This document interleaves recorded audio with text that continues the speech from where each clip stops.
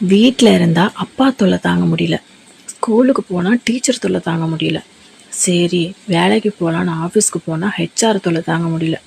எப்பா இந்த வேலையும் வேண்டாம், ஏதாவது ஒரு வேலைக்கு போகன்ட்டு போனால் அங்கே சூப்பர்வைசர்ஸ் தொல்லை தாங்க முடியல. எங்கே தாண்டா எங்களை நிம்மதியாக வாழ முடியுங்க அப்படின்னு யோசிக்கிற அளவுக்கு டார்ச்சர்ஸ்.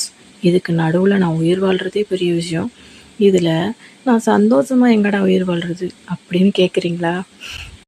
இப்படி இருக்கிறது கொஞ்சம் கஷ்டம்தாங்க. ஆனால் உங்களுக்கு நான் ஒன்று தான் சொல்ல ஆசைப்பட்றேன். இந்த நாளை இந்த நிமிஷத்தை எப்படி கடந்து போகிறது அப்படின்னு யோசிக்காமல், இந்த நாளை இந்த நிமிஷத்தை நான் எப்படி ஹாப்பியாக மாற்றுறதுன்னு யோசிங்க. ஏம்மா இந்த பிரச்சனைக்கு நடுவில் நான் அதெல்லாம் எங்கம்மா யோசிக்க அப்படின்னு நீங்கள் கேட்குறது எனக்கு கேட்குது. ஆனால் சந்தோஷமாக இருக்கிறதுக்கு அடுத்தவங்களாம் அலோவ் பண்ண மாட்டாங்கங்க.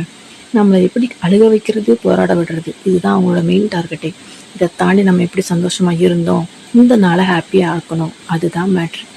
ஸோ நம்ம சந்தோஷம் நம்ம கையில் தான் இருக்குது. நம்ம சிரிக்கணும்னு முடிவு பண்ணிட்டோன்னா நம்மளை யாராலையும் அழ வைக்க முடியாது.